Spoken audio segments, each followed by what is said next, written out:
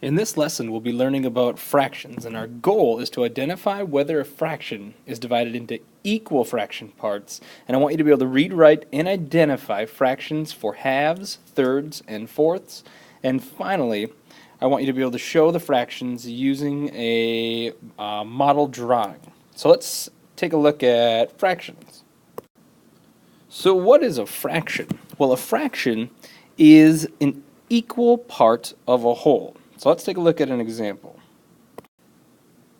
Now here I have a square. I have a whole square. Now I'm going to divide it into equal parts.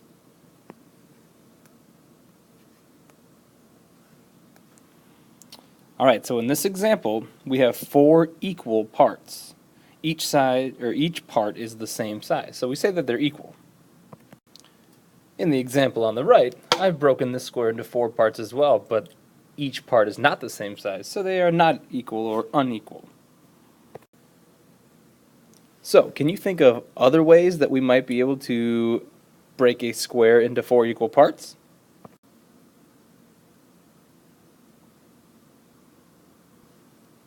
Using a sheet of paper, try to make your sheet of paper look like mine. Can you get it to have 4 equal parts?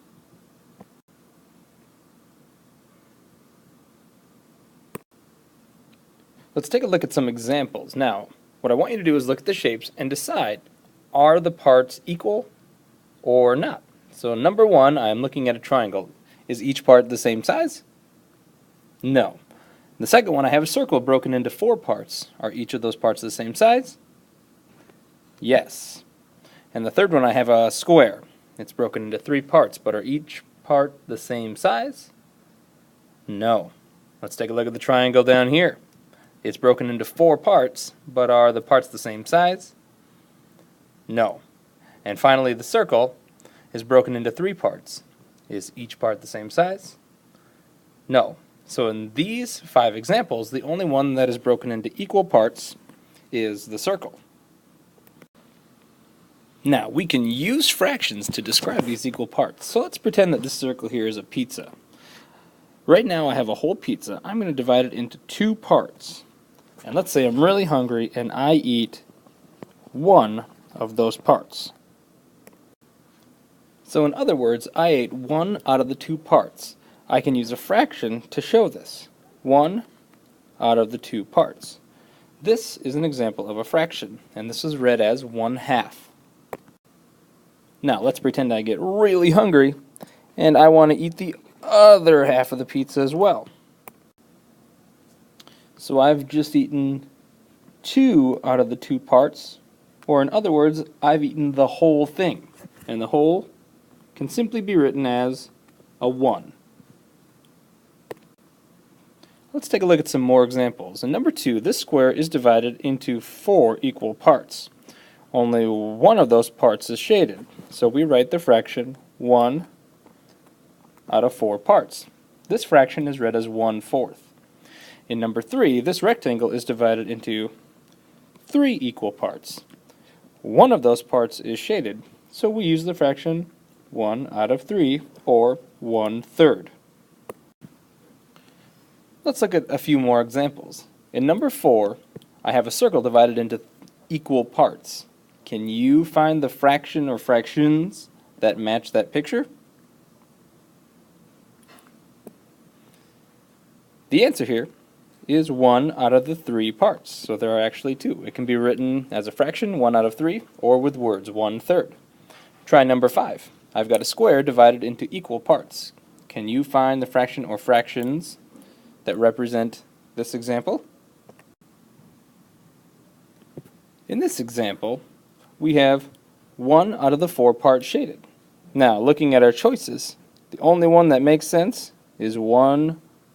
1/4 is another way of reading a fraction 1/4. And if you think about money, there are 4 quarters in a dollar, so 1/4 is 1 out of the 4. Let's take a look at number 6. I've got a circle divided into equal parts. Can you find the fraction that represents this picture? The answer, of course, is 1/2, or 1 out of the 2 parts.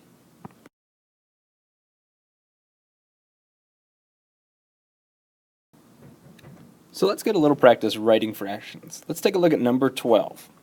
Now, looking at the square, I can see first that yes, we have equal parts. How many equal parts?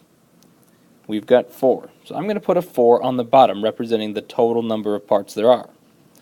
Now above it, I'm going to put the number that represents the number of shaded parts, or the number that we're trying to represent. In this example, there's only 1 part shaded. So we read this fraction as 1/4, or we can write it using words, 1/4. Alright, I want you to pause the video and try numbers 13 and 14 on your own. When you're ready, resume the video and check your answers. I would use a whiteboard, marker, and sock, or a pencil and some scratch paper to try this one out.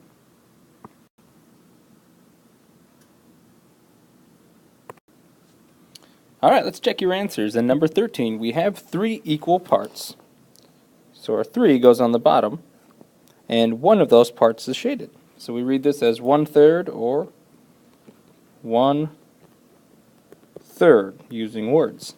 In number 14, the circle is divided into 2 equal parts, and one of those parts is shaded. We read this as 1/2. Now finally in today's lesson, we can show fractions using models. Now in this example, I've got 3 equal parts. One of the 3 parts is red, one of the 3 parts is green, and one of the 3 parts is yellow.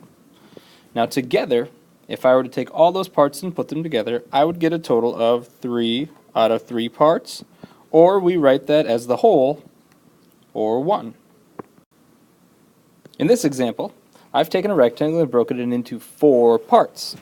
One of the 4 parts is red, one of the 4 parts is green, one of the 4 parts is yellow, and one of the 4 parts is purple. When I add all the parts together, I get a total of 4 out of 4 parts, or we write that as the whole, which is 1. 1 is the same thing as 4 out of 4, 3 out of 3, 2 out of 2, a million out of a million. As long as the top and bottom number are the same, we can represent that as the whole or just 1.